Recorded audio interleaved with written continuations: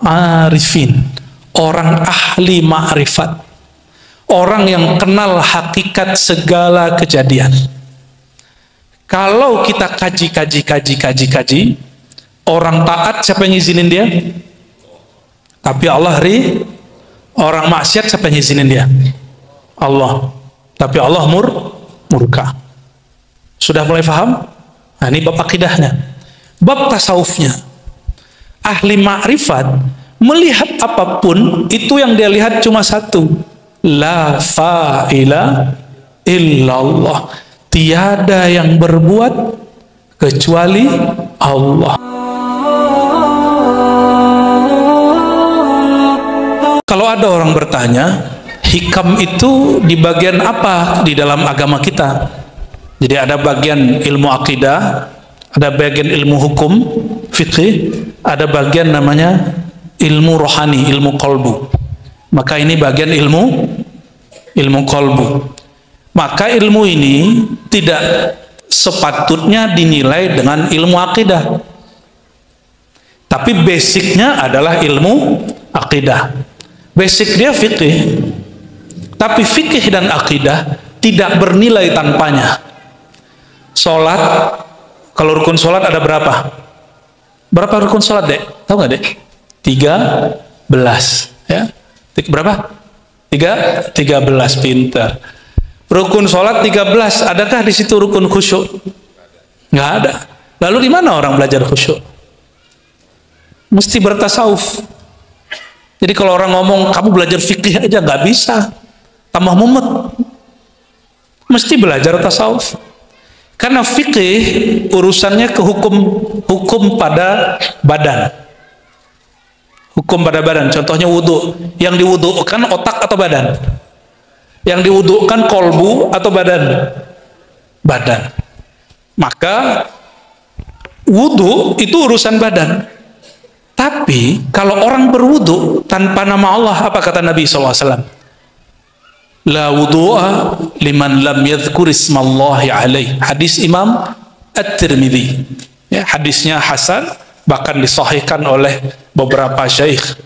Tidak sempurna, bahkan tidak sah sholat atau wudhu orang yang tidak menyebut nama Allah. Coba kalau lagi wudhu, lagi kumur-kumur nyebut nama Allah di mana? Allah, bisa nggak? Lagi kumur-kumur bisa nyebut nama Allah nggak? Coba bayangkan, masukin ke mulut, biasanya nyebut nama Allah, nggak bisa. Berarti menyebut nama Allah di situ di mana? Di dalam kolbu, dan itu mesti ditalkin baru tahu caranya. Oh, maksudnya baca bismillah. Loh, kamu baca bismillah di WC. Kecuali tempat wudhunya dipisah dari WC. Baca bismillah itu namanya lafaz bismillah, bukan zikrullah. Yazkur ismallah, menyebut nama Allah. Ismullah itu tempatnya di kolbu. Jadi nama Allah tempatnya di mana? Kalau melafazkan nama Allah di lisan. Beda ya? Melafazkan nama di lisan, tapi kalau merasakan nama itu di kolbu. Nah, ilmunya di mana? Ada nggak di kitab fikih? Nggak ada.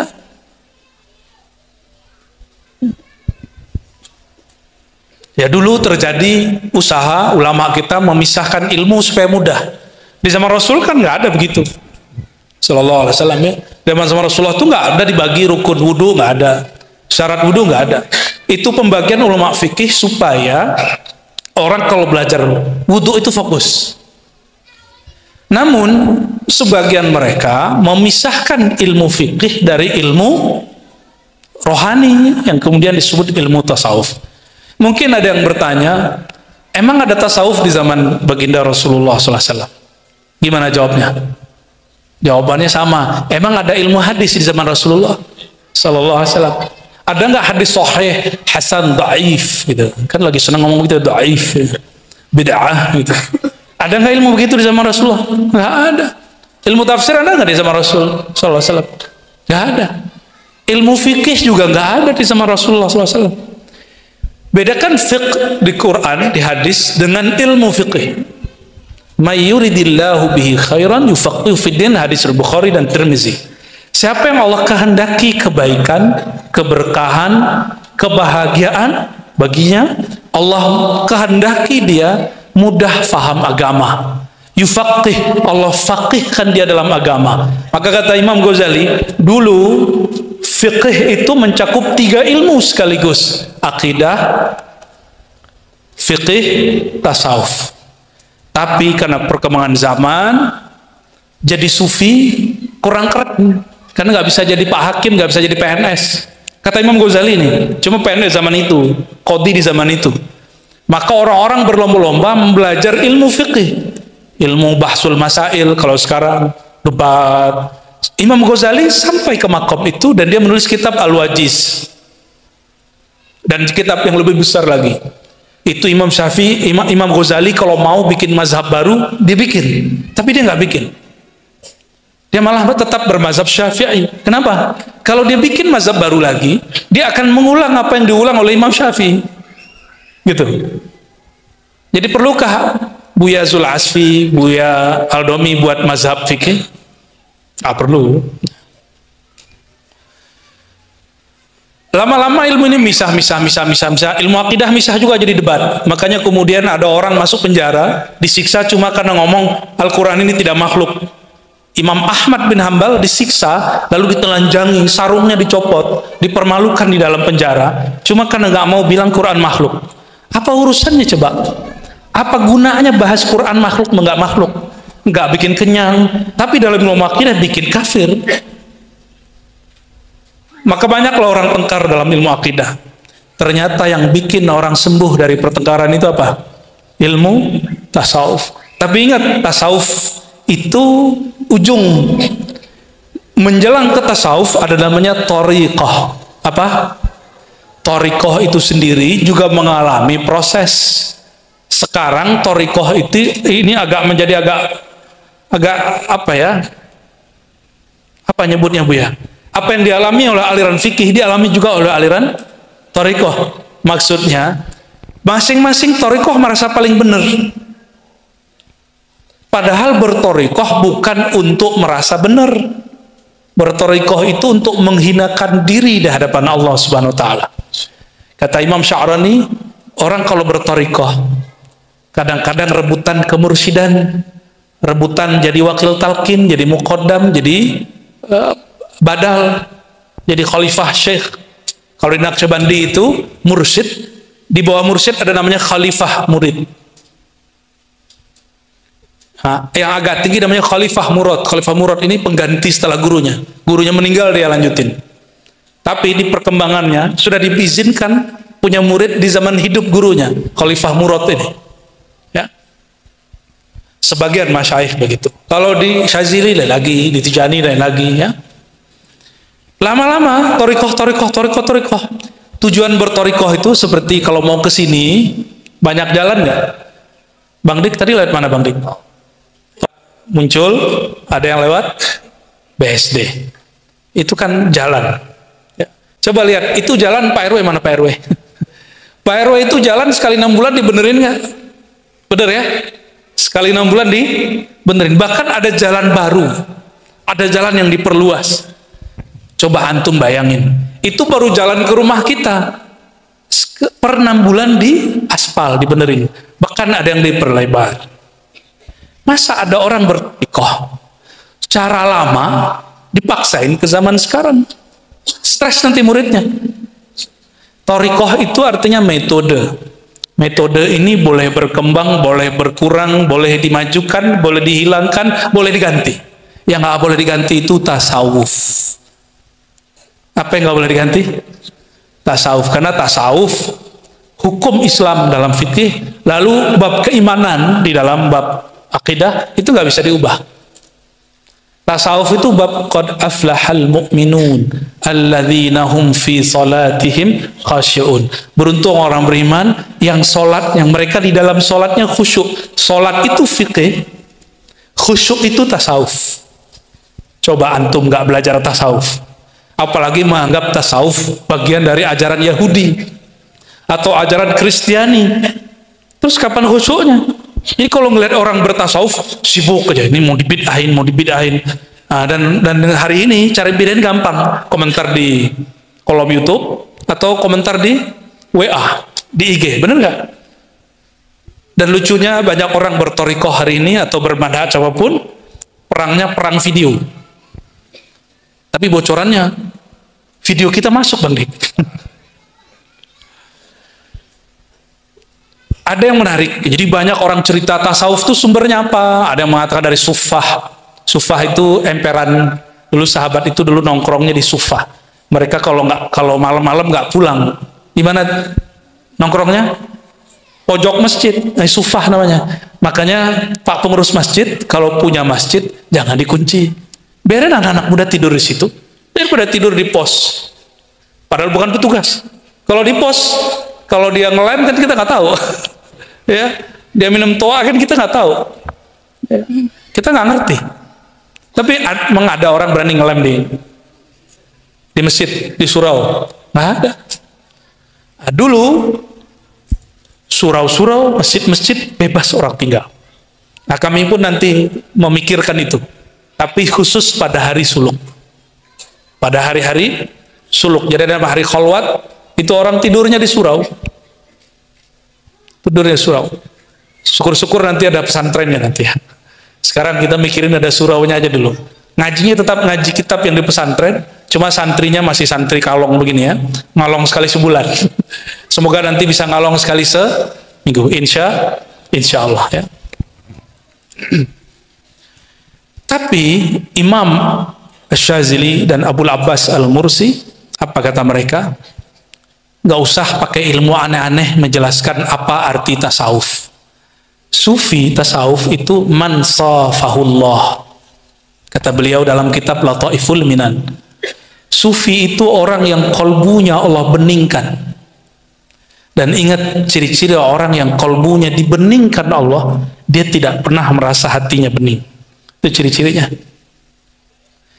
Ciri-ciri orang yang dibersihkan kolbunya oleh Allah, dia tidak pernah merasa kolbunya bersih. Itu ciri-ciri kolbu sudah mulai dibersihkan Allah. Ciri-ciri kolbu sudah ditawadukkan oleh Allah Subhanahu wa taala, dia tidak pernah merasa paling tawaduk. Justru dia merasa saya ini orang sombong, saya ini orang hina di hadapan Allah Subhanahu wa taala ya. Jadi Imam Syazili, kakek guru dari imam ini, dan juga Imam Mursi, guru dari Ibnu Athaillah Iskandari, nerjemahin sufi sederhana aja. Man safahullahu qalbah. Orang yang kolbunya Allah bersihkan. Ya. Maka kita masuk insyaallah kepada beberapa hikmah ya. Kita masuk ke hikmah pertama. Jadi di mana-mana saya ngaji hikam, tapi akan beda tempat, beda syarahnya. Ya. Dan saya membawa kitab Imam Ibnu Abbad ya. Imam Ibnu Abbad ini lahirnya 733 Hijriah. Sekarang 14 kan baru Muharram kita. 1445. Imam Ibnu Abbad, pensyarah kitab ini, pengurai kitab ini, termasuk orang yang pertama mengurai kitab ini. Kapan lahirnya? 733. 733, musuh yang nulis kitab ini baru meninggal 3 tahun atau 2 tahun sebelumnya. Ibnu Taimiyah wafat 728. 728 ke 33 berapa? 34. Oh 5, oh salah, matematikanya lagi error berarti. Berarti 5 tahun sebelum beliau lahir, wafat penentang imam ini, namanya Syekh Ibnu Taimiyah. Maka jangan heran, genealogi silsilahnya, nasab pikirannya orang yang anti tasawuf, pasti kepada Ibnu Taimiyah. Tapi Ibnu Taimiyah sebelum wafatnya, nulis tasawuf versi dia. Artinya dia tidak menolak tasawuf, dia cuma membenci bid'ah di dalam tarekat. Apa buktinya? Buya Zulasfi ini paling sering baca kitab Ibnu Taimiyah. Majmu' Rasail sudah dicetak, dikumpulkan dari manuskrip, tadinya berserakan, ada jilid 9, 10, 11 ya. Itu isinya tentang tasawuf dan suluk. Jadi Ibnu Taimiyah ngomong tentang tasawuf. Dan antum jangan kaget, dia dekat dengan dua imam dalam pemahaman walaupun tidak masa. Pertama Imam Al-Qushairi, kakek gurunya Imam Ghazali. Yang kedua Imam Syekh Abdul Qadir Jilani, pendiri tarekat Qadiriyah. Maka Ibnu Taimiyah mempunyai jalur kepada Imam Syekh Abdul Qadir Jilani. Antara dia dan Syekh Abdul Qadir cuma dua orang. Itu ada dalam buku saya, Teologi Muslim Puritan. Ya, silakan dilihat di jilid keempat. Nanti ada nama Ibnu Taimiyah, baca di situ, lengkap sanadnya ada. Tapi pakai uraian. Lalu dia juga terhubung ke Imam Qushairi, dan sepertinya dia lebih senang dengan Imam Qushairi daripada Imam Syazili dan imam lainnya. Dia menentang kakek guru imam ini, maka dia nulis Ar-Raddu ala Syazili, nolak Imam Syazili, karena ada namanya Al-Hizbul Bahr. Hizib, ini amalan ribat ba'da asar. Ya, di ribat kami mengamalkannya ba'da asar. Jadi jangan heran teman-teman semua, sahabat-sahabatku, kalau ada orang anti tasawuf. Emang ada imamnya. Lalu kalau Ibnu Taimiyah tidak malu menyebut istilah tasawuf dan kemudian mengatakan ini tasawuf yang benar, yang itu yang salah. Tapi sekarang mereka malu menyebut istilah tasawuf dan menggantinya dengan istilah tazkiyatun nafs. Ya, tazkiyatun nafs. Terus gimana? Ya kita ikut berbahagia. Yang penting tasawuf nggak akan pernah dibuang. Nggak apa-apa, ya. Lain dengan Syekh Abdul Hasan An-Nadawi, seorang muhaddis dan mu'arrikh dari India, tapi ahli bahasa Arab. Beliau menyebutnya fiqhul batin. Apa sebutan tasawuf? Jadi kalau belajar mazhab Syafi'i disebut fiqhuz zahir, fikih badan yang zahir. Sedangkan tasawuf disebut fikih qalbu, ruh yang batin. Ini Imam Abdul Hasan An-Nadawi.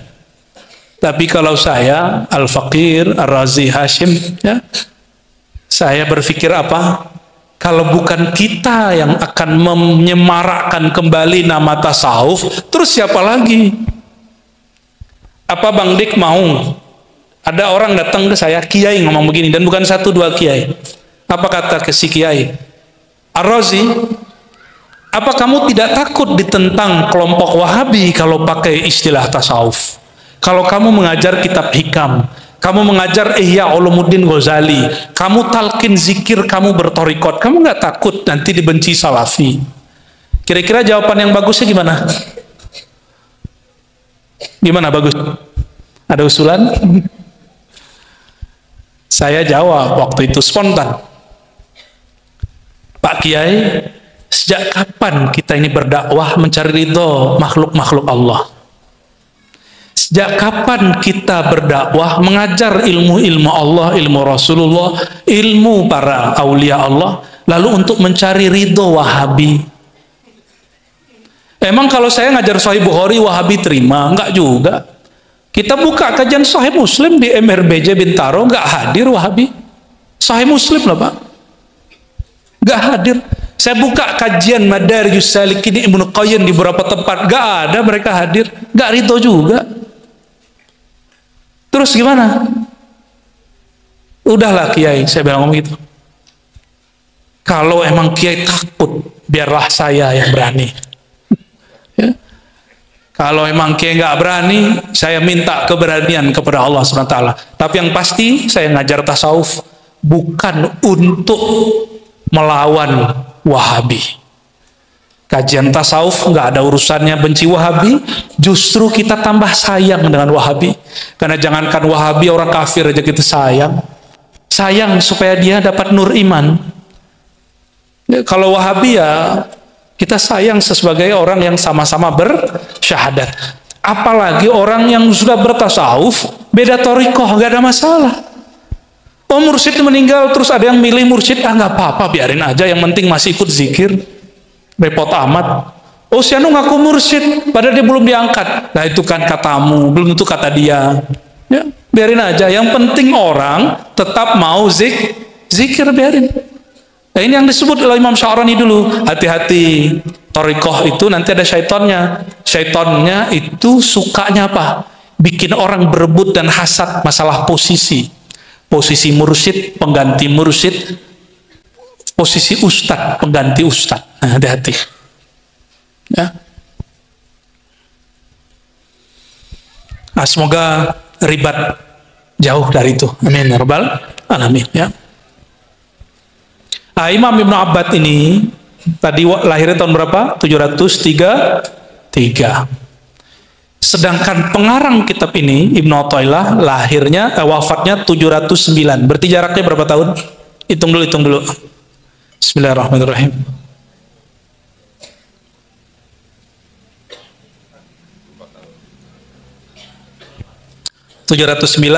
Pengarang hikam, pengurai hikam atau bahasa Arabnya pensyarah, pertama kali lahirnya 733. Berarti berapa tahun? 24. Oke. 24 tuh lama nggak? Saya 24 tuh udah berapa kali suluk saya itu. Ya, udah ngaji hikam berkali-kali, sudah khatam berkali-kali itu ngaji hikamnya. Nah, Imam Ibnu Abbad dia kemudian menjadikan kitab Ihya Ulumuddin, Risalah Kusyairiyah dan kitab-kitab tertentu, lalu dia amalkan mengikuti Imam Syazili, lalu dia syarahlah kitab ini. Ya. Kita masuk bismillahirrahmanirrahim. Qala al-musannif radhiyallahu taala anhu. Alhamdulillah, ya. Kalau nggak bisa membuat orang nangis, kita sebutlah orang tuanya, pasti dia nangis. Ya. Tapi kalau bocil-bocil anak SMP kita gebrak meja, ketakutan dia nangis juga. Ya, teman saya kalau ingat ini pasti dia ketawa ya. Lalu kami ngobrol lah. Salah satu obrolan kami sebelum muhasabah. Jadi ada masa saya malas, ada masa dia malas mimpin muhasabah. Apa kata salah satu dari kami? Malas lah kuat. Kenapa? Kalau mimpin muhasabah ini harus tahajud dulu 7 hari katanya. Gitu dia, nggak boleh maksiat mata saya katanya. Ternyata temanku ini suka jelalatan juga sama kayak kita. Ya siapa yang tahan dari dosa mata, kan nggak ada. Orang soleh kayak Buya Yunal ini kan nggak tahu juga matanya. Ya. Kayak Faiz ini ya, nggak tahu juga. Para ahli sholawat. Apalagi Datuk Dodo ini paling nggak jelas ini. Matanya nakal tuh ngeliat. Kalau udah ngelihat yang pakai jilbab tuh ngeri. Dikiranya istrinya semua tuh. Dulu. Sekarang sudah hijrah deh. Allahumma sholli ala sayyidina Muhammad. Maaf ya Uni.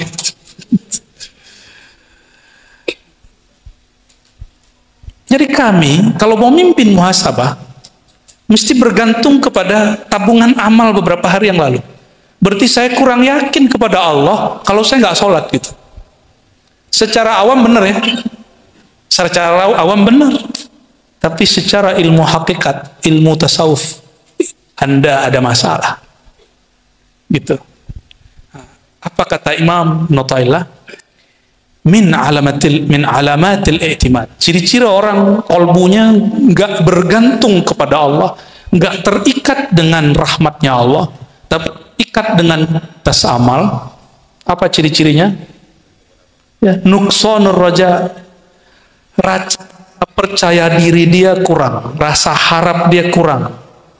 Kalau inda wujudi zalal, kalau ada zalal, zalal itu bisa jadi amalnya berkurang, bisa jadi terjebak maksiat. Bang Dik, kalau taat Tuhannya siapa? Allah. Kalau maksiat Tuhannya tetap Allah nggak? Tetap Allah. Jadi pemaksiat itu Tuhannya siapa? Tetap Allah. Orang yang taat siapa Tuhan dia? Kecuali orang yang maksiat dia ria, Tuhannya orang yang dia mau minta pujiannya. Atau pemaksiat yang dia menuhankan nafsunya. Itu lain cerita. Nah, maksud beliau, ciri-ciri kamu belum yakin bertuhan.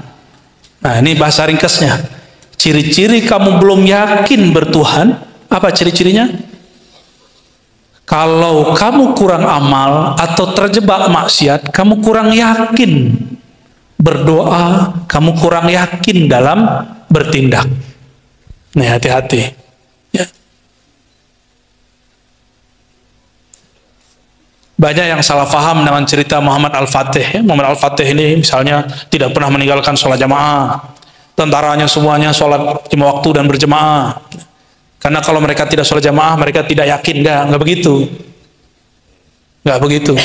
Saya mau tanya, emang kalau kita kurang tahajud malam tadi, malam kemarin, Tuhan kita lari nggak? Yang ada kita yang lari. Allah nggak pernah lari. Allah dekat kepada kita semua. Nah, apa kata Imam Ibn Abbad? Aku berkata, kata beliau, al-i'timad lallah na'atul arifin al-muwahhidin. Orang yang hatinya selalu bergantung kepada Allah, selalu yakin kepada Allah dalam setiap keadaan, mau keadaan taat atau terjebak maksiat, itu sifat utama dari orang ahli ma'rifat yang disebut arifin al-muwahhidin, ahli tauhid. Ini jangan salah paham, yang menghendaki taat dan maksiat siapa? Ini bukan Jabariyah, ini ahlu sunnah. Jabariyah itu kelompok fatalis, serba takdir, bukan. Lalu mengatakan saya maksiat ini karena takdir, nggak begitu. Ada yang ngomong begitu nggak? Nggak begitu. Itu dalam akidah suul adab. Orang buruk adab ngomong maksiatku adalah takdir. Tapi beliau lagi ngomong bab tentang tauhidnya tauhid. Apa itu? Adakah di alam semesta sesuatu terjadi tanpa izin Allah? Ada nggak? Ada nggak? Orang taat izin Allah nggak? Tapi izinnya ma'ar ridha, ada ridhonya. Orang maksiat Allah izin nggak? Izin ma'al ghadab, tapi Allah murka. Karena jika Allah tidak izin terjadi maksiat, berarti ada Tuhan selain Allah yang mengizinkan itu. Nah, itulah syirik.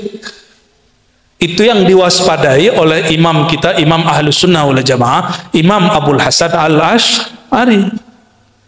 Tapi sebagian orang salah faham. Salah satu yang salah faham dulu yang rombak IAIN, namanya Profesor Harun Nasution. Tapi maksud beliau mungkin untuk manas-manasin orang yang dulunya nyantri supaya kemudian berpikirnya kritis.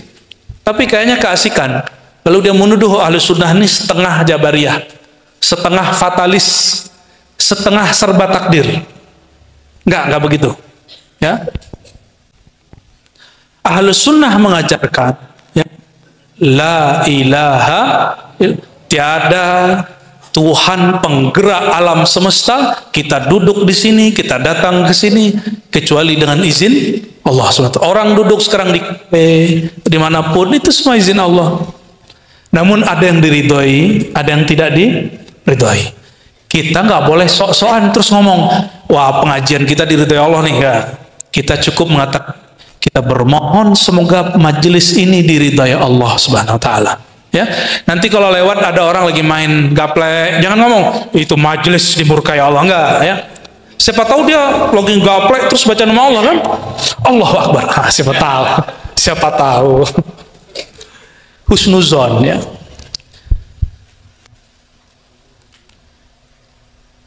Wal i'timad ala ghairihi wasful jahilin al ghafilin. Ciri-ciri orang yang jahil bertuhan, tidak bermakrifat.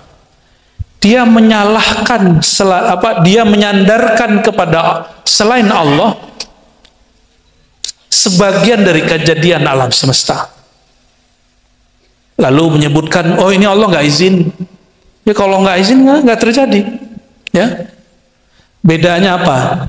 Sayyidina Al-Khidir alaihissalam setelah membunuh anak kecil dan merusak kapal, lalu menaikkan tiang, beliau tidak mengatakan ini perintah Allah. Beliau nggak ngomong gitu. Cuma mengatakan ma'afa'altu, aku lakukan daripada amri, urusanku. Ini adab. Ada yang ngamalin nggak? Kalau beli baju baru, beli motor baru, mobil baru, rumah baru, istri baru, Bang Dik itu ilmunya dia. Nggak tahu ya.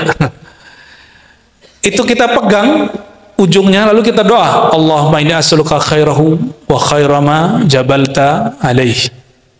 Atau Allahumma inni as'aluka khairahu wa khairan fi wa khairama jabalta alaih. Ya Allah, aku mohon kebaikannya, kebaikan di dalamnya, dan kebaikan yang engkau tempelkan kepadanya. Coba perhatikan doa berikutnya. Allahumma inni a'udzubika min syarrihi wa min syarri ma fihi.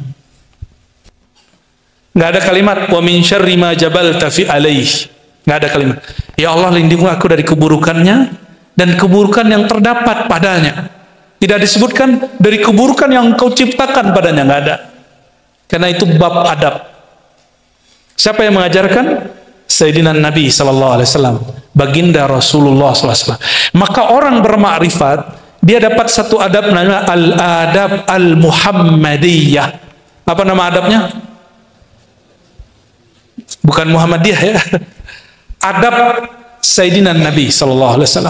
Adab Nabi Muhammad SAW. Apa adab Nabi Muhammad? Dia tahu semua baik buruk dari Allah, tapi tidak pernah menzahirkan kata buruk kepada Allah Subhanahu wa ta'ala. Kenapa? Buruk itu penilaian kita, baik itu penilaian kita. Ini mohon maaf, Bang Dik, bentak orang pakai takbir boleh nggak? Mana nih mic-nya nih? Ya, Bu. Boleh nggak bentak orang pakai takbir? Sebaiknya enggak. Yang tegas dong, kayaknya kurang yakin. Enggak. Tapi kalau saya nih punya pilihan, beda dengan Bang Dik, terus ngomong, Allah Akbar, kamu pilih siapa? Allah. Oh, nanti bakal banyak orang perang takbir. Sono takbir, sini takbir, bingung kita. Dia kira dengan bertakbir politik dia jadi Islami. Belum tentu. Belum tentu dengan takbir politik kita jadi Islami. Dulu Ibnu Muljam dan Khawarij, mereka membunuh darah yang haram dibunuh, itu pakai takbir. Mereka bunuh pakai apa? Pakai takbir. Emang jadi benar? Kelompok apa namanya? Khawarij. Kelompok yang keluar dari imam yang sah, lalu dia ingin membunuh imam yang sah dan siapapun yang menyepakati imam yang sah itu. Dulu yang dibunuh adalah Sayyidina Ali karramallahu wajhah. Bayangkan orang sebaik Sayyidina Ali dibunuh. Gimana Bang Dik ya? Jangan takut Bang Dik. Insya Allah Indonesia masih aman ya. Insya Allah kita doakan negara ini, nikmat bernegara ini, nikmat yang mahal. Dah diangkat seorang pemimpin dalam akidah Ahlussunnah wajib taat. Kecuali fi ma'siyatillah dalam Nah, perhatikan di sini. Ciri-ciri orang tidak bermakrifat, dia bersandar bukan kepada Allah, tapi kepada viewer. Tahu nggak Bang Dik, selama musim pandemi, itu kan orang jarang pengajian. Kita buat pengajian tengah malam, wajar dong secara logika nih. Wajar kalau kajian kita naik, bener nggak? Tapi ada orang nggak senang, dia ngomong gini, Ar-Razi itu tiba-tiba naik kajian dia, tiba-tiba dia naik, itu pasti disetting sama badan intelijen, pasti disetting sama polisi, disetting sama tentara. Loh, urusannya apa? Betapa naifnya jika yang ngomong seorang ulama, seorang habib, seorang kiai. Berarti dia berpikir suatu kajian masyhur bukan Allah yang memasyhurkannya, tapi dimasyhurkan oleh suatu lembaga. Benar nggak? Itu syirik khafi. Hati-hati. Itu syirik khafi. Banyak kok orang buka kajian seperti kita dan Allah angkat semua. Nggak ada setting-settingan. Yang nyeting Allah Subhanahu wa ta'ala. Emang ini zamannya kebangkitan bertasawuf. Dan negeri paling banyak muslimnya adalah Indonesia. Negeri paling bebas buat majelis Indonesia. Bayangin, antum tahu nggak nih, buat majelis ini izinnya sama Pak RW aja beres, sama Bu Lurah selesai, ya. Bener nggak Pak RW? Bu Lurahnya nggak tahu datang nggak? Nggak perlu izin-izin pakai tauliah nggak ada. Nggak perlu rapat MUI dulu, nggak perlu. Nikmat nggak begitu? Diktator tidak. Kalau diktator, antum dengar khutbah Jumat kemarin, dia mencaci maki pemimpin, habis itu langsung diambil. Itu diktator zaman Orba. Jadi bedakan diktator dengan kita nggak senang kebijakan dia, itu beda, ya. Nah, kembali ke sini. Beliau kemudian membagi beberapa tingkatan orang-orang yang beramal, berbuat baik taat ataupun terjebak maksiat. Yang pertama disebut kelompok arifin, muwahhidin. Ini jangan salah paham, ini bukan kajian akidah, ini kajian rasa, ini kajian tasawuf. Ya, jadi ya dulu ada dosen saya ngomong, ilmu tasawuf, kitab hikam itu alirannya serba takdir fatalis. Dia salah paham. Ini bukan ilmu akidah. Ya, Jabariyah istilah akidah. Kelompok pertama, nah semoga kita sampai ke kelompok ini. Disebut kelompok apa? Arifin, orang ahli ma'rifat, orang yang kenal hakikat segala kejadian. Kalau kita kaji, orang taat siapa yang ngizinin dia? Tapi Allah orang maksiat siapa yang ngizinin dia? Allah. Tapi Allah murka. Sudah mulai paham? Nah, ini bab akidahnya. Bab tasawufnya, ahli ma'rifat melihat apapun itu yang dia lihat cuma satu, la fa'ila illallah, tiada yang berbuat kecuali Allah. Dalam pandangan ahli ma'rifat, semua kejadian itu baik. Betapa banyak orang yang maksiat, ternyata maksiat itu awal dia hijrah. Dan tidak sedikit orang yang takbir, yang sholat, yang kemudian tahajud, dan bahkan hijrah. Tapi itu awal dia menghina orang lain. Awal dia menodai kolbunya dengan kesombongan. Awal dia menghina orang yang beda faham. Awal dia tengkar dengan tetangganya, dengan saudaranya, cuma karena beda faham. Nih, sudah pernah lihat orang begitu? Antum gak usah lihat siapa-siapa, lihat saya sendiri. Saya dulu belajar tiap ngaji, pulang-pulang marahin abang saya, marahin kakak saya, itu kakak saya perempuan, itu udah puas saya tenang-tenangin tuh, ya, udah jadi samsak, wallahi, ya, jadi samsak. Ya, semoga dia memaafkan saya. Ya. Kaset bapak saya itu lempar belakang, itu kaset Ebit GAD. Kaset Roma Irama, per belakang semua melayang, jadi bersayap deh. Pulang pengajian, saya ngaji justru menghina orang tua saya. Ibu saya itu perias halal, perias orang nikah, bukan perias yang itu pun nggak boleh kita benci, kita sayang. Kayak itu masuk, datang ke asrama tempat saya nginap, ngasih duit. Saya tanya, "Mah, ini duit dari mana?" Habis ngerias, itu duit saya robek di depan orang tua. Gimana kira-kira kalau di antara kalian ini ada yang orang tua, terus yang ngerobek duit pemberiannya? Dibeliin pisang goreng, saya nggak terima. Saya tanya, dari mana? Habis ngerias, no, kasih aja ke orang di luar. Saya anggap hasil itu hasil pencarian yang haram, hasil pekerjaan yang haram. Ya.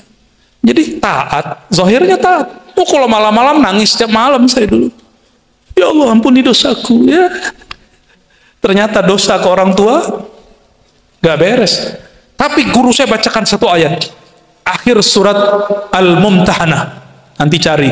Itu dijadikan oleh mereka, oleh dulu guru-guru saya, untuk mendoktrin kami membenci orang tua, membenci saudara, membenci bahkan pasangan kalau berbeda faham.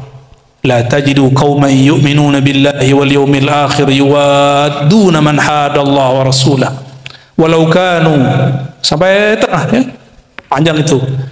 Kamu tidak akan melihat ada orang yang percaya kepada Allah hari akhir, menyayangi orang yang mengingkari Allah dan Rasulnya, meskipun dia keluarganya sendiri, saudaranya, istrinya, siapapun.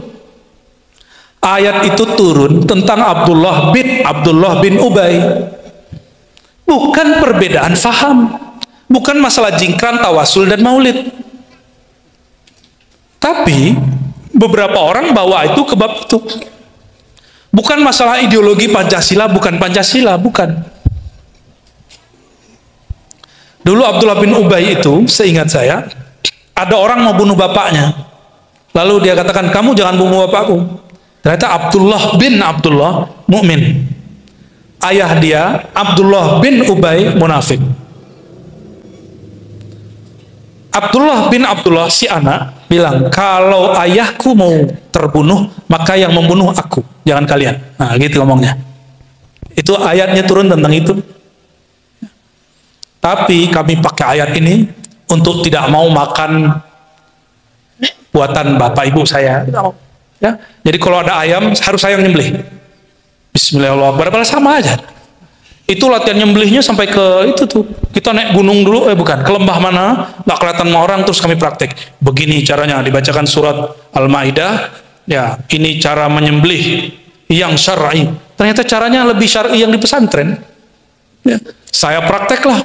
Ketika praktek, kepalanya lepas dengan badannya. Allahumma sholli ala, praktek di rumah. Itu bukan syar'i, ya, itu zalim. Tambah faham, tambah taat, tapi tambah benci dengan yang beda faham. Nih, perhatiin. Jika itu terjadi pada sahabat kita hari ini, sabar-sabar sama dia, doain aja. Itu nggak bisa didebat. Karena bagi dia adalah kata Allah, dia adalah kata Rasul. Guru dia adalah kata Allah, guru dia adalah kata Rasul. Manhaj dia adalah manhaj Allah dan Rasulnya. Akidah dia, akidah semua para nabi. Ini gak akan bisa didebat. Doain aja. Wa'arid anil jahilin. Udah berpaling dari orang-orang begitu, nggak usah diajak debat. Ya, pengalaman kalau debat bukan tambah, ya, menyelesaikan masalah. Kita boleh debat kalau kita dizolimi. Misalnya akan ada fatwa yang tidak pas, baru boleh debat. Itu fardu kifayah. Ingat-ingat nih Buya ya. Ini para Buya, para asatis ini, kita boleh debat kalau kita mau dizolimi pakai fatwa, baru kita debat. Tapi kalau belum ada arah-arah ke fatwa, kita nggak usah debat. Karena gunanya juga nggak ada, cuma gagah-gagahan. Ya, bayangkan, ilmu itu bagus nggak? Tambah ilmu, suka debat. Debat itu bagus nggak? Berarti belum tentu orang taat itu dia benar-benar taat. Sebagaimana ada orang maksiat di hari ini, malam ini belum sholat, dia mungkin malam ini masih judi, masih minum toa, masih melakukan hal-hal yang gak senonoh, tapi di batin dia sebenarnya ada kegelisahan. Dia gelisah lagi cari yang enak. Ternyata cari enak-enakan, bukan cari ketenangan. Nah, itu bedanya. Dan orang begini, dalam pengalaman kami ngajar, paling cepat tersentuh dengan ilmu tasawuf. Paling cepat tersentuh dengan ilmu tasawuf. Contohnya Fudail bin Iyad, maksiat apa aja dibuat, perkosa orang dibuat, ya, rampok orang dibuat. Fudail bin Iyad dari perampok, penjahat, ternyata jadi wali Allah, wali kutub. Bisa dibayangkan, karena dia tersentuh oleh sedikit saja, itu bab rohani. Ya. Lalu kenapa para arifin ini mereka selalu memandang Allah Ta'ala? Karena mereka sudah membiasakan zikir la ilaha illallah dengan pemahaman la fa'ila illallah. Ya. Saya Ahmad Fauzi, warga asli Buaran. Buya, sedikit saya bercerita. Bertemu Buya saat ini bukan suatu hal yang sengaja, tapi memang saya sudah berdoa, dan sepanjang hampir 2 tahun saya berdoa ingin ketemu Buya. Hari ini Allah jawab. Saya merinding begitu mendapat undangan dari teman-teman di keluarga sini. Saya lihat, wah, ada undangan pengajian seperti ini. Saya kenal Aikam dulu di sekitar 2012 di Cibungur dengan Kang Arpan. Itu saya ngaji juga di sana di majelis. Kemudian putus karena jauh di Sukabumi. Lalu saya berdoa, terus kapan saya punya guru yang kira-kira bisa ngajarin hikam. Terus saya tonton YouTube-nya Buya, sampai tadi sore saya masih nonton. Semua penjelasan di YouTube saya buka. Alhamdulillah hari ini pertemuan Buya dengan saya, ya mungkin ini apa yang tadi Dik Doang sampaikan, mungkin ada orang yang berdoa, salah satunya saya, untuk Buya hadir di sini gitu. Iya, saya memang berdoa terus. Mudah-mudahan, walaupun pernah Buya ke sini tapi saya nggak sempet. Tapi ini adalah suatu kerinduan saya kepada Buya. Alhamdulillah Allah pertemukan. Pertanyaan saya tadi terkait dengan apa yang disampaikan, bahwa memang pernah terbersit juga. Saya suka dawam. Ratibul Haddad saya hampir setiap hari saya baca. Kemudian Kanjul Arsy juga saya baca. Namun kalau saya nggak baca, saya gelisah. Apakah ini bagian daripada penjelasan yang tadi Buya jelaskan, bersandar dengan amal, kan begitu. Demikian Buya, mohon dimaafkan apabila ada salah dari saya yang sampaikan. Assalamualaikum warahmatullahi wabarakatuh. Bang Fauzi, ya. Makasih doanya Bang Fauzi, yang pasti kami bukan hamba Allah yang suci. Jadi kalau ada murid merindukan guru, itu karena rindu kepada Rasulullah SAW. Kebenaran gurunya mengajarkan tentang Rasulullah SAW, maka si guru disertakan dalam kerinduan itu. Jadi kami ini hanya disertakan dalam itu. Sebenarnya yang dirindukan bukan kami, tapi yang dirindukan adalah baginda Rasulullah SAW. Ya. Dan kita bersyukur kita disertakan. Maka dalam pemahaman dan keyakinan saya, tidaklah kita yang viral, bukanlah kita yang terkenal, tapi yang terkenal cuma Allah yang maha terkenal dan Rasulullah SAW yang rahmatan lil alamin. Namun karena kita dapat rezeki membicarakan Allah dan Rasulullah SAW, kita diikut sertakan dalam kemasyhuran Rasulullah SAW. Jadi kami berdoa semoga hati ini tetap tidak berubah fahamnya, ya. Malah tambah yakin hanya kepada Allah SWT. Malah saya tambah malu jika ada orang rindu saya, itu saya malu. Orang kayak kami ini nggak pantas dirindui, apalagi kayak Bang Dik ini. Allahumma sholli ala sayyidina. Maaf ya Bang Dik ya. Bang Fauzi, ini pertanyaan banyak orang. Kalau tidak sholat duha, kalau kasusnya Bang Fauzi nggak baca Ratibul Haddad, nggak baca Kanzul Arsy. Kanzul Arsy itu zikir Sayyidina Ali radhiyallahu wajha. Kayaknya perasaan gelisah gitu. Ya. Itu yang gelisah itu namanya nafs, jiwa. Sedangkan yang patuh bertuhan itu namanya ruh. Yang nggak boleh gelisah itu ruhnya. Kalau nafsnya gelisah itu biasa. Ya. Jadi tadi zikirnya baru makanan nafsnya, jiwanya, belum makanan kolbu dan ruhnya. Maka zikirnya mesti dinaikin. Dari zikir untuk menenangkan jiwa kepada zikir sebatas karena Allah pantas untuk diingat. Beda nggak? Allah pantas diingat ya. Jadi saya zikir karena ingin tenang, berarti tujuan saya ketenangan jiwa. Dengan saya zikir karena Allah layak dizikirkan, beda nggak? Nah, itulah yang disebut dalam kalimat munajat, ilahi anta maksudi. Ini slogan kita kalau mau zikir baca itu.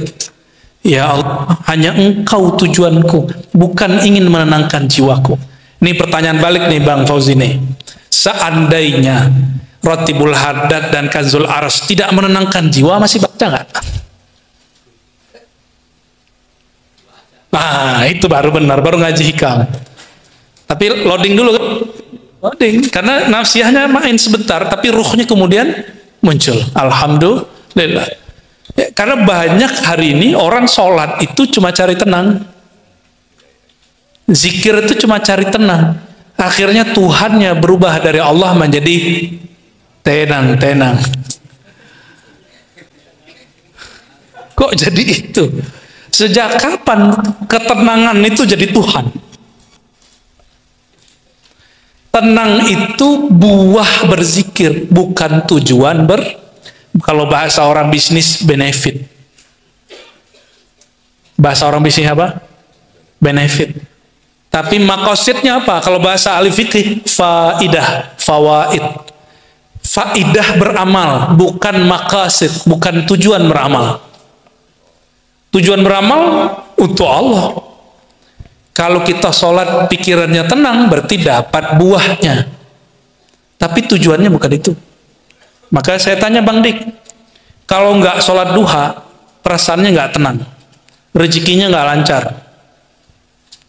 Terus Bang Dik, karena punya kafe nih, sholat duha supaya kafenya rame, bener nggak? Jujur aja. Anda tahu kok. Ini yang jujur nih Bu Yaya. Iya. Biar laku gitu. Iya. Saya memelihara para janda-janda. Itu modus saja. Apa kaitannya coba? Orang kayak kita ini perlu banyak-banyak tobat Bang. Jadi teman-teman semua, Tuhan kita bukanlah pahala, Tuhan kita bukanlah ketenangan. Tuhan itu yang dituju. Tuhan kita Allah yang memberikan ketenangan itu. Kalau sang pemberi ketenangan lagi gak kasih, masih sholat kan? Masih zikir kan? Nah, baru ngaji hikam namanya. Baru disebut berhasil tahap 1 ngaji hikam. Ya, semoga malam ini sudah sampai di level itu semua. Beramal bukan lagi cari pahala, cari tenang, tapi karena memang ingin menyembah Allah Subhanahu. Udah lolos hikam pertama sudah. Ya. Sudah begitu belum? Jadi antum zikir nih 5.000 enggak tenang, udah zikir aja. Enggak ada urusan, kita enggak menyembah tenang. Apalagi tenang. Enggak ada urusan kita dengan itu. Urusan kita cuma satu. Ya. Urusan kita mencari ridha Allah Subhanahu wa taala. Ya. Kalau Allah ridhonya lagi nggak nurunin ketenangan, ya sudah kita ridho. Maka saya selalu ngomong gini, ya Allah, apapun takdirmu hari ini aku ridho. Dikasih khusyuk, aku ridho. Bersyukur, nggak dikasih khusyuk, aku sabar. Tetap juga sholat, tetap juga sujud, tetap juga sedekah, tetap juga ngajar. Ini mohon maaf nih, kami kalau lagi ngajar itu ada mood loh, bahaya loh kami ini moodnya agak sedikit rumit untuk dipahami. Mood ngajar hikam, tanya Buya Asfi Aldomi. Buya Yunal itu, kalau Buya Faiz dia mood selawatnya oke terus. Kan ngajar itu moodnya beda loh, moodnya nggak nyampe itu nggak bisa gigit orang. Di saat itulah diuji. Emang kalau nggak bisa gigit hati orang, nggak bisa nyetrum perasaan orang, terus nggak mau ngajar? Emang siapa yang menghantarkan kalimah itu ke dalam kolbu orang-orang itu? Kan Allah juga. Maka Ibnu Arabi sering mengatakan, kamu jangan berbangga dengan muridmu faham. Itu emang jatah dia dalam ilmu Allah. Juga jangan terlalu bersedih, nggak paham amat. Berarti emang dia nggak dapat jatah, udah selesai. Yang penting dia hadir berkah. Antum hadir begini sudah berkah. Datang melangkah ke sini sudah diberkahi Allah Subhanahu wa taala. Coba tiba-tiba sudah 1,5 jam, ini berapa? Bukan? Itu namanya waktu yang diberkahi. Ciri-ciri waktu diberkahi, kita melewati waktu yang lama, terasa sebentar tapi bermakna. Ya? Semoga malam Ahad ini salah satu waktu yang bermakna. Ini masih Syuro, masih Muharram. Semoga ini awal yang baik di tahun ini dan tahun-tahun mendatang ya. Dan insya Allah kami walaupun masih muda, masih muda nggak? Tanya masih bilang, kami masih muda nggak? Insya Allah akan berusaha istiqomah mengajar, ngaji, berzikir di sini ya. Nanti kita akan buat talqin 2 kali seminggu di surau. Nanti penanggung jawabnya Buya Dr. Aldomi. Yang nalkin nggak mesti beliau, nggak mesti saya, tapi nanti ada yang tanggung jawab. Ya. Karena mesti ilmu ini mesti ditalkinkan zikirnya. Ya. Nanti di bulan-bulan tertentu ada suluk 3 hari, ada 5 hari, ada 10 hari itikaf di surau. Insya Allah ya. Siap ya nanti ya. Insya Allah doain aja. Saya nggak minta antum berdonasi, siapin aja. Karena doa orang yang ngaji mustajab. Doa orang yang ngaji langsung nyampe di sisi Allah yang maha ilmu, yang maha berilmu. Ya. Baik. Warahmatullahi wabarakatuh, Bu ya. Saya Fajar dari Pamulang. Pertanyaannya banyak sebenarnya, tapi karena waktunya terbatas, satu aja. Awalnya juga saya nggak tertarik torekat ma'rifat, tapi bapak saya yang ngajarin nggak ngerti-ngerti, Bu ya. Sampai Ramadan kemarin kita nonton bareng YouTube-nya Buya, baru kita ngerti. Saya pribadi yang ngerti, bapak saya udah ngerti duluan gitu ya. 2 kali saya ke tempat Bang Dik, 3 kali saya ke Ciputat, ke kantornya Ribat, nggak ketemu Buya. Akhirnya saya jadi torekat YouTubiah, mursyidnya Buya. Tadinya saya mau tanya kajian-kajian, tapi saya tanya pengalaman pribadi saya. Jumat kemarin pagi saya nonton YouTube Buya, saya tertidur. Kemudian di tidur itu saya bermimpi mursyid saya sekarang mengantar ke Buya, meminta Buya menjadi mursyid. Pertanyaannya apa maknanya? Kalaupun tidak ada maknanya Buya, saya minta doa dan ridhonya Buya untuk saya dan ayah saya supaya ilmu Allah menyerap dan kami berjalan di jalan yang lurus. Amin Allahumma. Panggil bokapnya, panggil. Di Bekasi, Bang. Iya, ini pelajaran tafsir mimpi nih ya. Allahumma sholli ala Muhammad. Ya, Bang Fajar dan Ayahanda ya. Kami punya adab. Adab kami adalah kalau ada seorang murid sudah punya mursyid, cukup bersama mursyidnya. Cukup talqin dengan mursyid yang sudah ada dimanapun tempatnya. Tugas kami babul ilm, bab keilmuannya. Apa yang ditalkinkan guru itu, nanti metodologinya, keilmuannya, nanti insya Allah kami jelaskan dalil-dalilnya. Ada orang bid'ahid nanti cara jawabnya gitu. Paling begitu ya. Jadi bagi-bagi tugas sehingga para mursyid nggak usah khawatir. Walaupun ada banyak orang ngaji sama kita, tapi saya tidak langsung terima talqin. Apalagi bayat. Sampai sekarang bayat itu paling sulit kita terima. Yang masih saya terima ngaji, talqin pun ada proses-proses ya. Tapi yang paling pasti kami terima ngaji, mau siapapun orangnya ya. Mau sudah maksiat 1000 maksiat urusan dia, yang penting mau ngaji aja ya. Nggak mesti juga pakai kopiah, kayak Bang Fajar ini kan nggak pakai kopiah. Nggak mesti juga berjenggot, kayak saya kan Bang Ling nggak ada jenggotnya, karena dia kalau berjenggot ubannya ketahuan. Para janda langsung mundur. Satu sama Bang Dik. Apa makna mimpi ketemu seorang guru? Nah, ini tidak hanya kasusnya pada saya, misalnya dihantarkan guru mursyid kepada mursyid yang lain. Itu bukan berarti kita meninggalkan mursyid yang lama, tapi itu maknanya kamu jangan hanya ngaji kepadaku, tapi juga ngaji kepada mursyid yang lain. Dan saya sering sampaikan teman-teman, guru boleh banyak, mu'alim boleh banyak, mursyid cukup satu. Kecuali sudah selesai satu mursyid, pindah mursyid berikut. Dan itu metode saya. Jadi selesai satu mursyid, saya minta izin, pindah ke mursyid yang minta izin, begitu terus. Ya. Minta izin ke yang pertama selalu. Ke pertama saya kasih tahu, saya mau izin, pindah begitu. Sampai kemudian kita mengenal macam-macam thariqah di alam semesta ini ya. Jadi itu insya Allah maknanya selalu ngaji aja di sini, Bang Fajar, insya Allah ya. Dekatnya dari ya, jauhan saya kali, ya, jauhan kita. Ya. Dan satu hal yang bikin saya senang teman-teman, ngaji hikam itu saya nggak ada capeknya. Aslinya ini badan capek karena belum istirahat, baru turun langsung jalan lagi. Tapi kalau sudah baca hikam, itu kayak kalbu kita kayak kena cas, itu kuat lagi. Alhamdulillahirabbil. Nggak tahu Bang Dik ngantuk Bang Dik? Oh enggak lah. Ya. Oh nggak dikasih kopi ya. terakhir tentang penjelasan ini, beliau menjelaskan tentang kalau tadi arifin. Selain arifin, dia cuma bagi satu kelompok aja. Arifin, yang kedua jahilin, orang yang tidak bermakrifat. Bahasa kasarnya jahil. Orang yang tidak bermakrifat ini, kalau mereka berbuat, maka mereka menganggap perbuatannya, kalau baik, perbuatan yang baik. Mereka menganggap perbuatan itu adalah ciptaan mereka sendiri. Disinilah munculnya orang ingin dihargai jasanya. Di thariqah masih terjadi loh. Itulah yang membuat kenapa di banyak masjid pengurus-pengurus lama sering ngomong, kalau bukan karena saya, kalau bukan karena saya.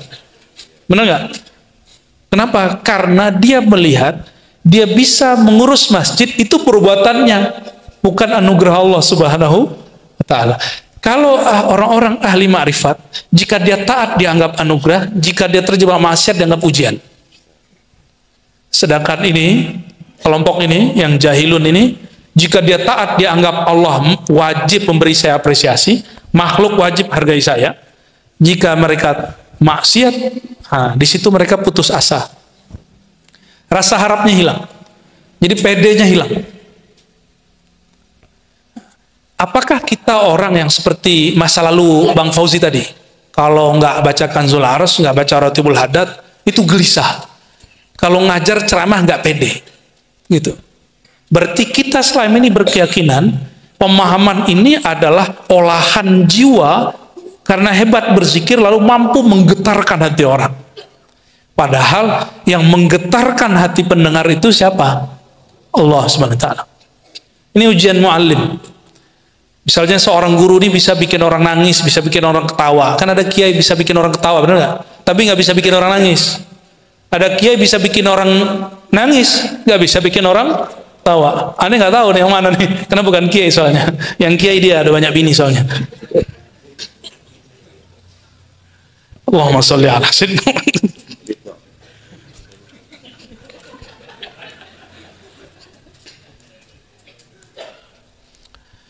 Selama masih ada rasa sayalah yang beramal, maka selama itu juga akan ada potensi riya. Hati-hati.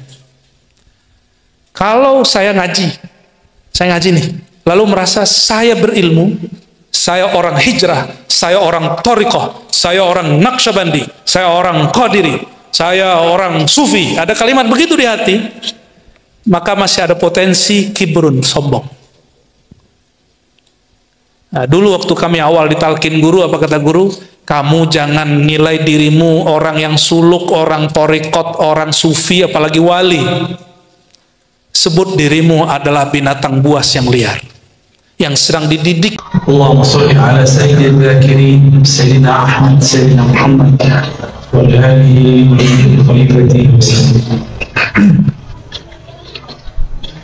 Baik jemaah Bapak Ibu yang bukan Allah, ini saya datang lebih awal, jamaahnya menyangkut di jalan, masih di mujahidin ya. Kajian kita tentang investasi rohani. Apa investasi? Bisa seperti tabungan, bisa berarti simpanan berharga dan lain sebagainya.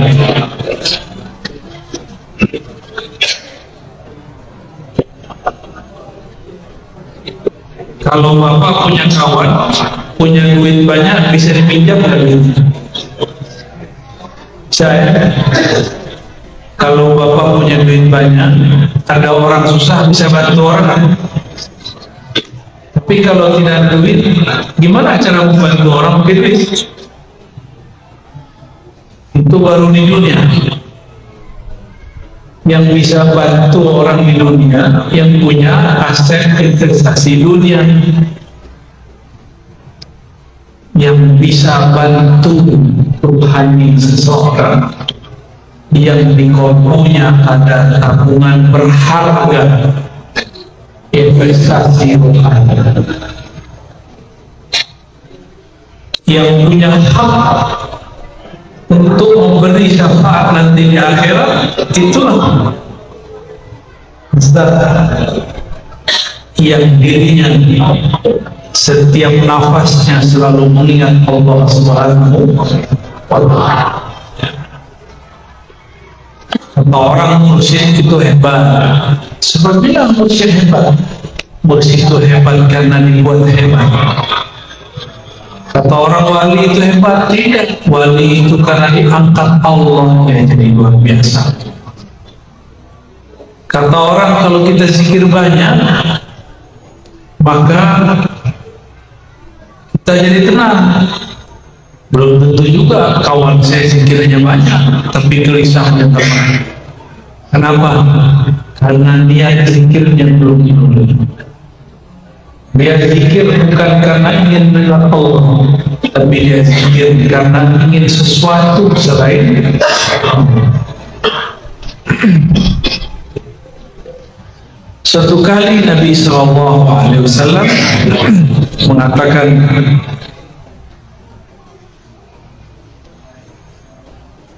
ala adullukum ala kanzin min kunuzil jannah.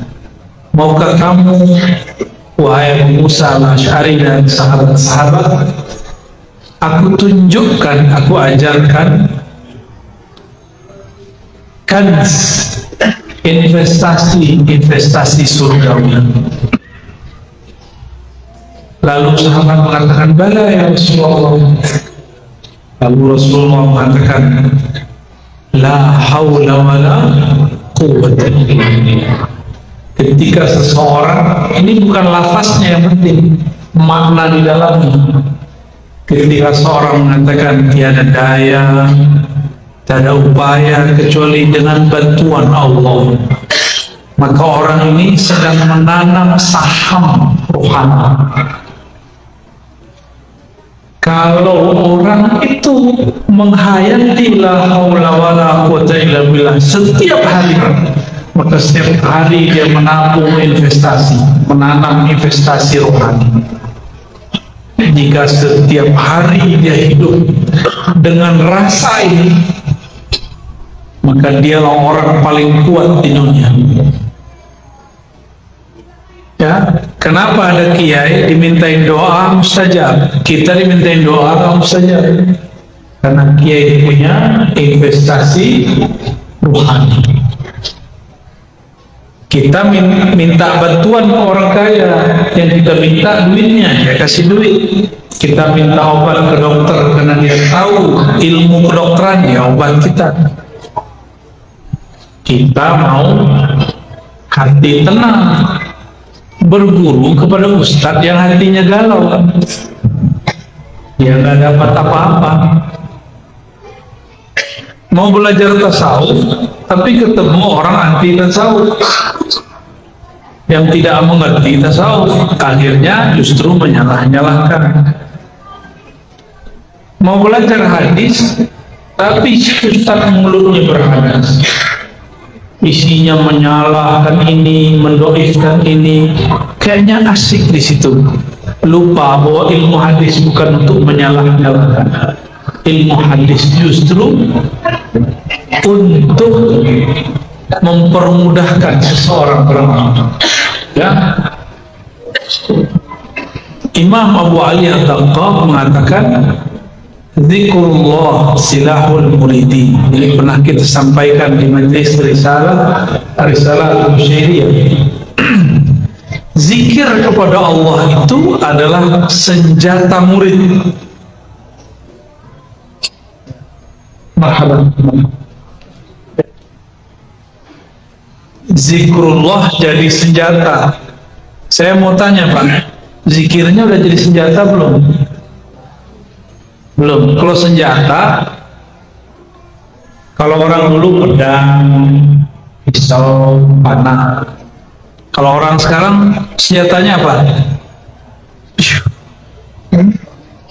Atau bom.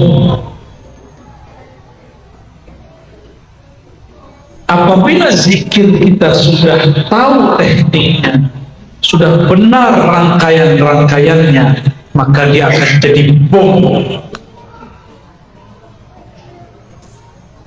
apabila zikrullah sudah diasah. Kalau zikirnya seperti pedang harus diasah. Jadi masing-masing kita ini sudah dibeli pisau oleh guru, diberi senjata oleh tuan guru syekh, dikasih zikir subhanallah ka alhamdulillah, tapi sayang pisaunya tidak diasah.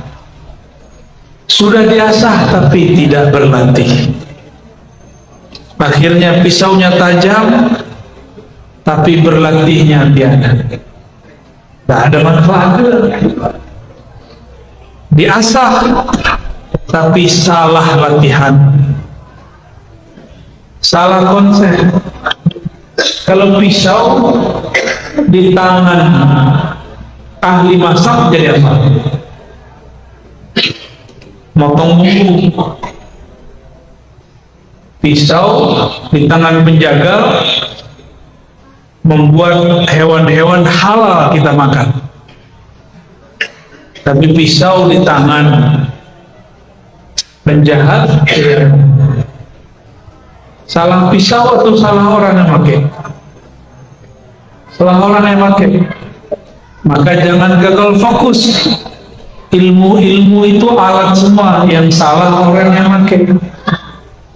Jika ada orang menggunakan ilmu zikir untuk kepentingan-kepentingan selain mengenal Allah, maka dia sedang menyelewengkan pisau tadi. Dan itu banyak. Ya? Gimana Pak? Udah punya zikir kan? Ya sangat yang hari. Enggak.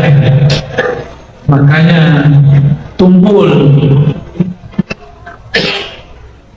Kalau lagi ada gejolak di hati, itu pisau, itu senjata gak bisa untuk melawan musuh.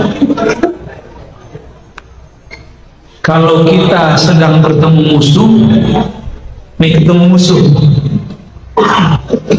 tapi tidak punya keberanian, gak punya senjata, ada senjata tapi tumpul, cemas gak? Cemas. Kalau kita gak punya senjata, gak punya alat asahan, maka caranya ada. Maka Nabi bilang, ala adullukum ala kanzin min kunuzil jannah. Maukah kamu aku tunjukkan jalan pintas? Inilah perbendaharaan rohani, yaitu la haula wala quwwata. Bukan lafaznya, maknanya berserah diri total kepada Allah.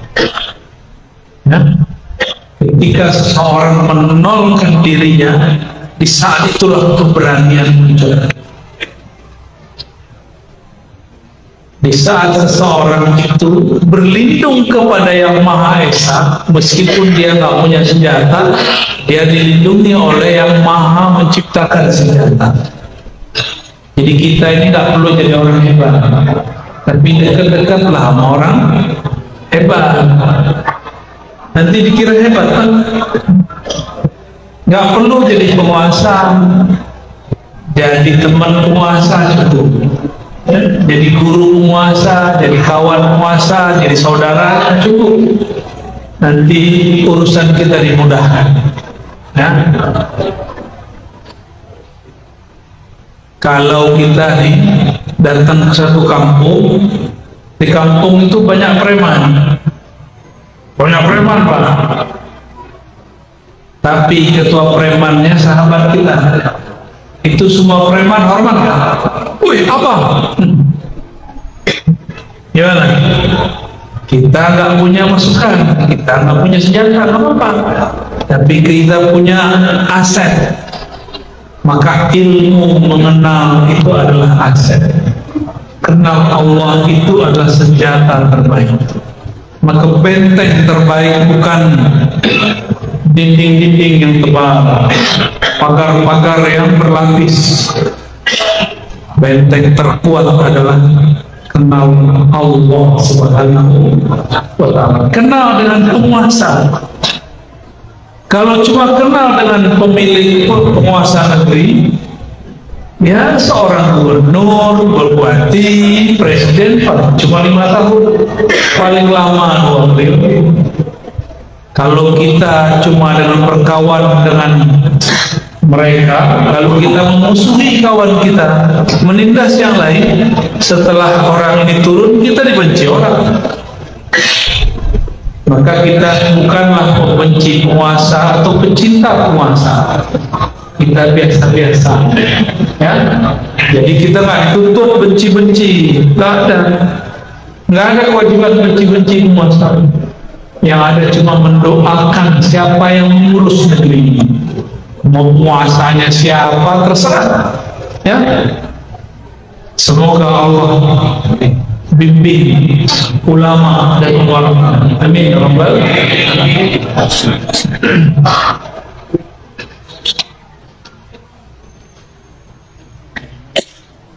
Suatu kali, ini hadis yang sudah masyhur, sudah beberapa kali juga saya kisahkan dalam kajian Ar-Risalah.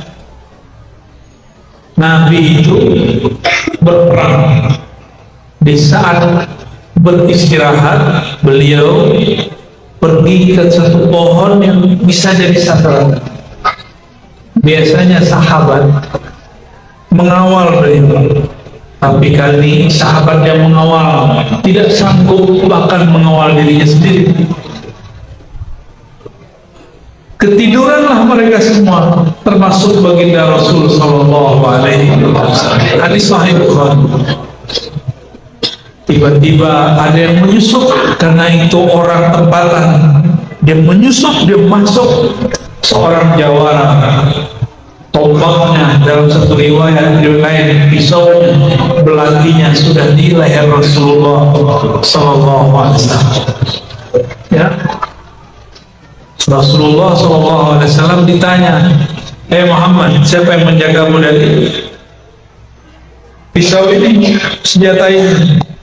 Apa kata Rasulullah? Allah. Itu Rasulullah lagi nembak. Allah. Itu nembak itu, ada tekniknya. Pakai nafas. Sehingga terhentaklah itu orang. Ditanya lagi, siapa? Allah. Tambah lemas orang itu. Yang ketiga terjatuh lagi, lemas tangannya, karena yang menguasai satu darah yang mengalir di tubuh musuh ini Allah. Disebut nama Allah, ternyata yang menyebut kekasih Allah. Jangankan darah di badannya, itu pisau aja nggak mau menyakiti Rasulullah Sallallahu Alaihi Wasallam. Itu kalau nama Allah, zikrullah sudah menjadi investasi. Inilah yang maksud dalam hadis, idza marartum bi riyadil jannah farta'u. Kalau kau melewati taman-taman surga, maka farta'u, apa di farta'u? Petiklah. Jadi kalau majelis pengajian, serap ilmunya.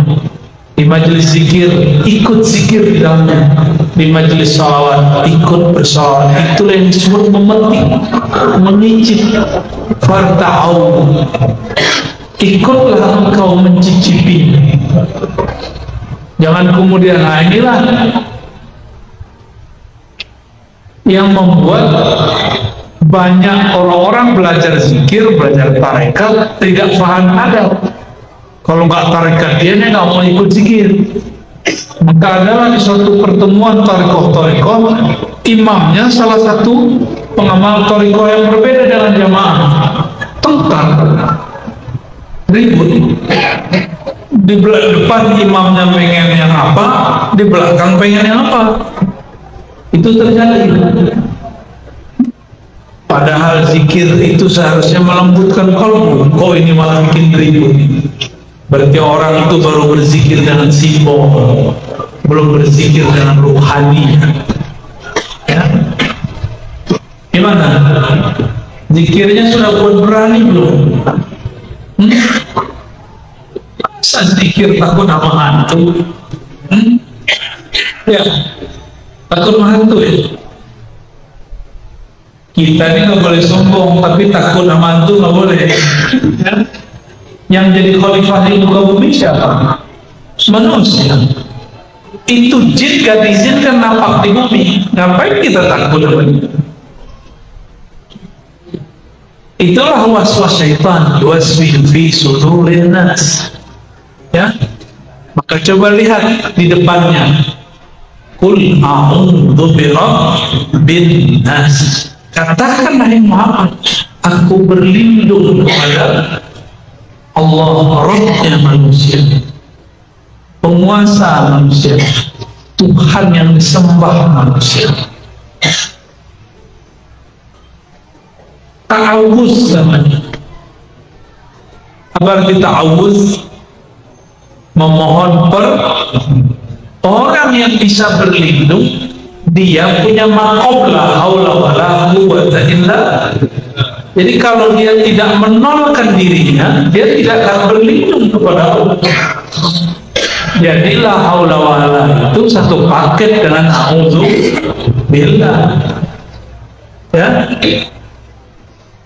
Maka saya mengajak, kalau mau zikir pagi sore dimulai syahadat, selain subhanallah alhamdulillah akbar la ilaha illallah, tambahkan la haula wala quwwata illa billah. Itulah isi qalbu Rasulullah. Qalbu Rasulullah itu qalbu la haula wala quwwata illa billah. Karena beliau selalu di situ, ternyata beliaulah yang memegang kunci surga. Maka di kolbunya ada sir rahasia la haula wala, ada sir subhanallah, ada sir la ilaha illallah di kolbu Nabi. Kan taman surga. Jadi taman surga hari ini ada pada diri orang yang berzikir. Inilah sebabnya kenapa ahli zikir didatangi oleh orang-orang yang haus dengan persoalan surga. Ingin berkunjung ke surga, sebelum masuk surga, kunjungilah siapa yang kolbunya sibuk mengingat yang nama orang itu ada di dalam surga, Nabi Muhammad sallallahu alaihi wasallam. Dalam Israiliyat yang dinukil oleh Imam Asyuti, tapi Asyuti mendiamkannya, berarti beliau menganggap ini makna sahih. Dedaunan surga ruasnya bertuliskan Muhammad, bertuliskan, tapi ini bukan huruf hijaiyah biasa, ini huruf kanan, huruf surga. Huruf itu banyak, ada ribuan huruf di alam sana. Di antara huruf itu yang diturunkan ke bumi ini, yang masih berhubungan dengan alam sana, itu cuma huruf hijaiyah. Berapa huruf hijaiyah? 28 itu huruf dari sana. Makanya Allah ketika turunkan Al-Quran, ada yang diturunkan ayat-ayat di sana. Jadi ayat ada yang turun ke bumi, bumi alam ini, bumi zahir, ada yang turun ke bumi alam lain, namanya Jabarut. Alam Jabarut dan Malakut ada di Quran. Di sana tertulis alif, lam, mim. Itu ayat di sana tak diturunkan. Ya? Alif, lam, ra, kaf, ha, ya, ain, sad, taha, yasin. Itu dari sana. Oleh karena itu orang Arab tidak paham, apalagi kita yang bukan Arab. Itu huruf hijaiyah yang dipakai oleh orang Arab pun tak paham. Sampai datanglah Sayyidina Ali yang mengambil ilmu langsung dari kota ilmu. Beliau menjelaskan makna itu, diturunkan kepada Sayyidina Abdullah bin Abbas. Maka Sayyidina Abbas adalah imam dari kalangan sahabat yang mengerti rahasia-rahasia, dan itu semua ada di qalbu Nabi Muhammad sallallahu alaihi wasallam. Imam Suyuti mengatakan dalam riwayat yang dia nukilkan dalam Al-Khasa'is Al-Kubra, perempuan-perempuan surga, bidadari-bidadari yang sangat cantik, nggak ada apa-apanya dengan kecantikan artis di Indonesia. Artis paling cantik siapa itu? Itu dia. Kata dia BCL katanya. Siapa Pak artis paling cantik? Pasti yang tahun 80-an yang disebut ganti generasi. Ya. Siapa artis paling cantik? Itu artis Pak disuntik, tapi suntik botok mana? Biar putih, kenyal, betul-betul dahsyat. Kalau kita ngelihat langsung nafsu kita laki-laki, nah kelak-kelakian kita muncul. Kalau kata Bang Dodo ini, aku ingin menafkahi. Itu di surga lebih bening dari itu. Bahkan urat-urat darah, pembuluh darahnya terlihat, saking bening orang itu. Perempuan-perempuan surga gak tahan badan. Bahkan beberapa orang masuk surga sujud, dikira itu Tuhan. Apa kata si bidadari, mas, aku bukan Tuhanmu, aku istrimu. Kata dia, kulitik, kok kamu cantik sekali, terang sekali. Itu baru bidadari, belum ratunya bidadari. Kata Al-Imam As-Suyuti, urat-uratnya bertuliskan nama Muhammad. Semuanya. Kalau ada kelihatan ya, pembuluh darah itu kalau dibaca bertuliskan Muhammad. Saya setelah mengenal ada namanya huruf Jabarut, huruf dari alam sana, lalu ada huruf di bumi, baru saya paham maksud riwayat itu. Dulu nggak ngerti, baca kitab ini nggak ngerti maksudnya apa. Masa ada tulisan Muhammad di badan bidadari? Nggak mungkin. Tapi ternyata maksudnya begitu. Ada aksara-aksara lain di alam sana. Ya, bukan dikunci di dalam Al-Quran Alif Lam, tapi dalam tafsir ditulis hanya Allah yang mengetahui. Itu kurang tepat. Benar tapi kurang tepat. Untuk orang awam boleh, tapi untuk guru kiai ulama dia harus cari tahu. Ya, harus cari tahu bahwa ada maknanya di dalam tafsir. Baik. Jadi kolbu Nabi ini, di dalam kolbu beliau ada apa? Ada hakikat la haula wala quwwata illa billah. Inilah yang membuat beliau ini bergerak bukan dengan nafsunya. Kirim sahabat ke Ethiopia, nyampe di sana direcokin oleh kafir Quraisy, hampir saja gagal. Selesai misi balik. Lalu beliau juga mau hijrah ke Taif, ternyata diusir. Beliau tak mengeluh, gak ada mengeluh. Ini baru cekcok antara pengurus masjid, udah pengen mundur aja ya. Kalau begini mundur nggak mau pengurus masjid, mundur aja, nggak usah berjuang. Ya, baru gitu-gitu doang ngurusin majelis, tersinggung dikit, hilang. Rasulullah kalau kayak ente, selesai, nggak ada Islam masuk ke negeri ini. Ya, di kita ini kalau mau berjuang mengurus umat, nggak boleh gampang tersinggung, nggak boleh baper ke tanah muda. Tahu baper Pak? Bawa perasaan dikit-dikit, hatiku sakit, aku tersinggung, kame, kata orang, kame. Baik, Rasulullah karena di kolbunya ada hakikat la haula wala quwwata illa billah. Belum menyadari geraknya ini harus mengikuti geraknya Allah. Jangan gerak-gerak sendiri. Karena kita ini bukan Rasulullah, maka lakukanlah segala sesuatu dengan meminta izin kepada Allah. Rasulullah udah kasih tahu caranya.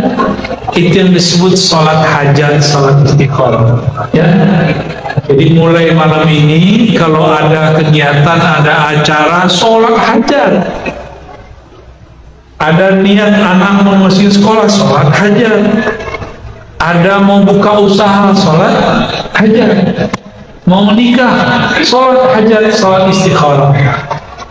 Jadi sholat istikharah dan hajat bukan hanya mau menikah, semua apa aja. Karena orang yang begitu di kolbunya ada hakikat la haula wala quwwata, baru sholat jadi senjata.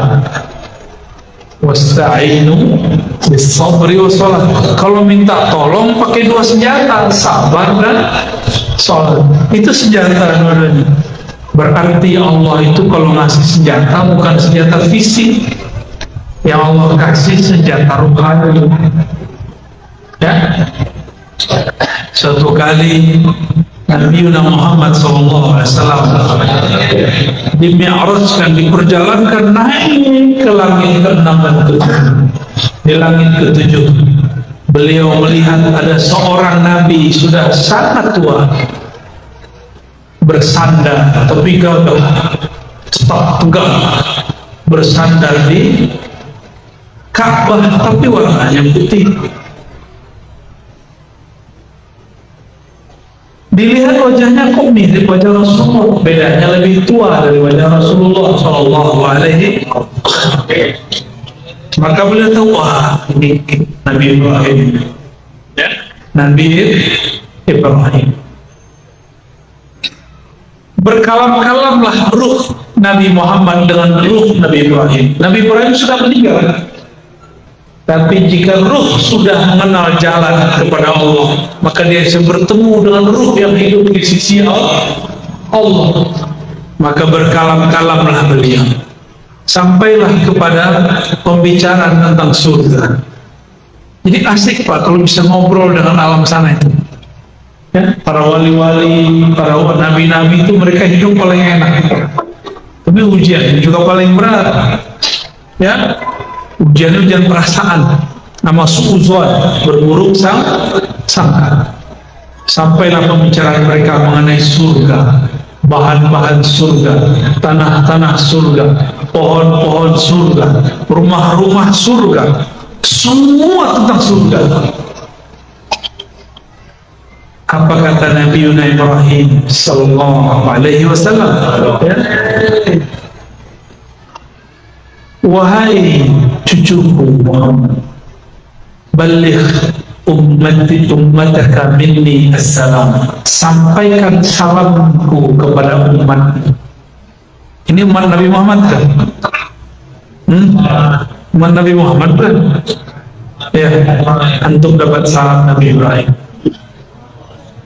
Makanya kita baca Assalamualaikum ya Sayyidina Ibrahim.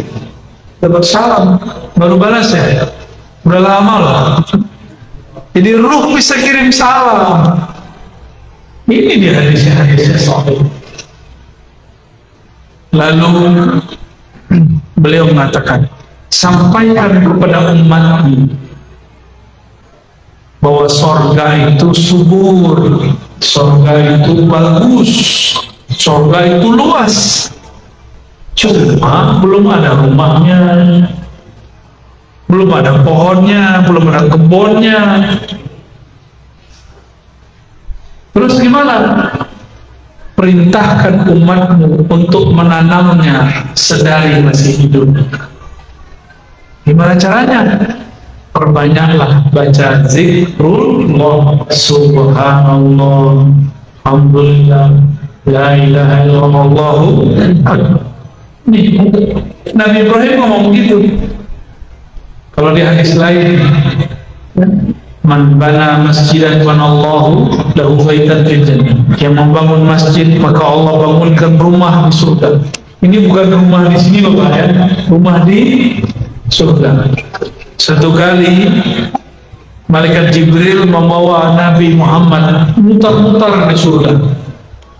Udah lelah seharian, Jibril turun. Apa kata Jibril? Hei Muhammad, tahu nggak kamu itu surga punya siapa barusan? Itu komplek luar rumah Abu Bakar, baru kebunnya, belum masuk ke taman dalamnya, rumahnya Abu Bakar radhiyallahu ta'ala. Jadi nanti tinggal di surga itu rumah kita kayak istana gede-gede. Kalau masuk surga, amin. Sekarang banyak panitia surga, dikit-dikit ngancem orang, dikit-dikit bilang saya saksi nanti di akhirat ente zolim, saya saksi di akhirat ente jahil. Itu yang banyak, mesej saya banyak begitu. Ya kita balesin yang sempat dibalesin. Emang ente masih sempat bersaksi? Mengurus saja diri sendiri di dunia aja nggak bisa ngurus diri sendiri, ya. Aneh bersaksi apapun nanti di akhirat kita akan siapkan jawaban. Tafaulan dengan apa yang dikatakan oleh Imam Bukhari. Kata Imam Bukhari, tidaklah aku melakukan sesuatu kecuali aku siapkan dalilnya di hadapan Allah, hujahnya di hadapan Allah Subhanahu wa ta'ala. Udah begitu belum? Apa yang kita lakukan hari ini udah disiapkan belum jalannya? Hujahnya. Kalau taat hujahnya apa, kalau maksiat hujahnya apa? Harus ada semua. Ya. Kita punya anak, punya murid, punya salah. Kalau dia punya hujah, kita maafkan, benar nggak? Apa arti hujah? Alasan yang tepat. Udah punya alasan belum? Belum ya? Mau dikasih alasan kan? Sayyidina Isa ketika Allah murka kepada hamba-hamba manusia, kata beliau, ini diulang oleh Nabi Muhammad ketika beliau sholat dan hanya membaca satu ayat ini. Ini ada di surah Al-Maidah. Ya Allah, jika engkau marah, ya kami, mereka ini masih hamba. Kalau engkau murka, ya Allah, kami kan tetap hamba-Mu juga. Kami mau lari ke siapa lagi, ya Allah? Bermanja-manja. Seperti seorang anak diusir oleh orang tuanya. Pergi. Sananya bilang, kalau bapak usir saya mau tinggal di mana? Nah, nggak jadi marah bapaknya. Bapak saya kan cuma satu. Tapi jangan kayak setan. Iblis itu salah menyalahkan Allah.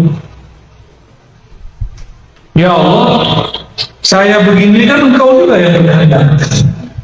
Iblis kurang ajar. Dia nggak pernah kuliah, dia pernah nyantri, nggak pernah nyantri dia. Seharusnya dia nyantri sama Nabi Adam, tapi dia nggak mau. Dia gengsi, karena Nabi Adam baru lahir.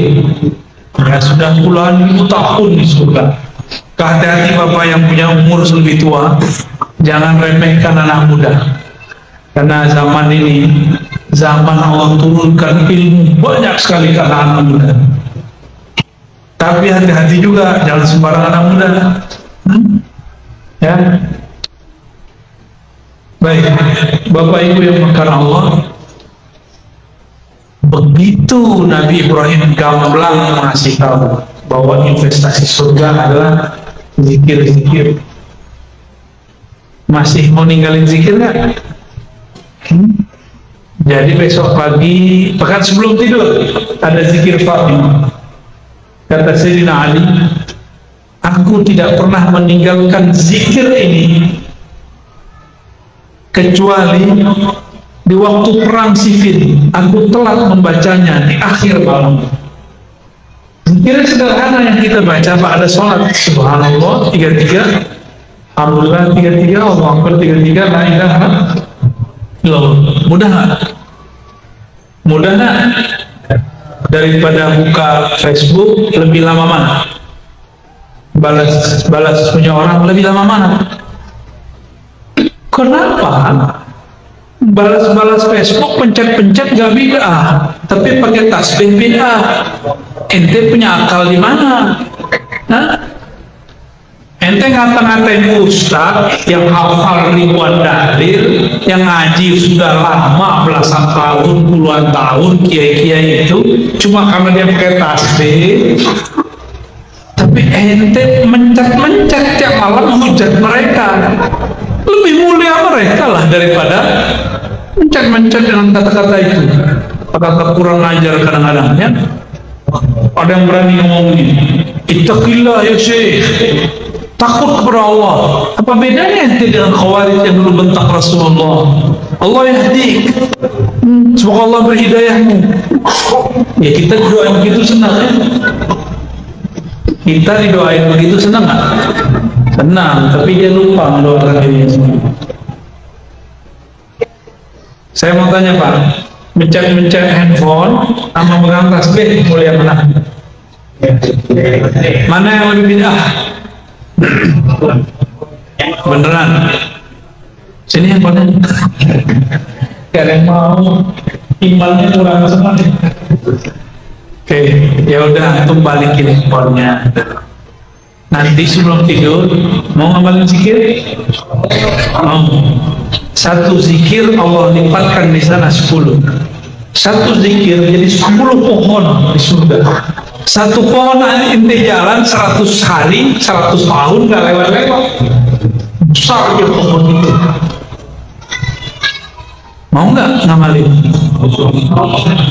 Orang-orang yang kaya nanti adalah orang-orang yang rutin menabung zikrul. Kira-kira itu yang bisa saya sampaikan.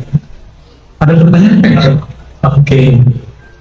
Teman-teman, kalau ada yang mau didiskusikan apa?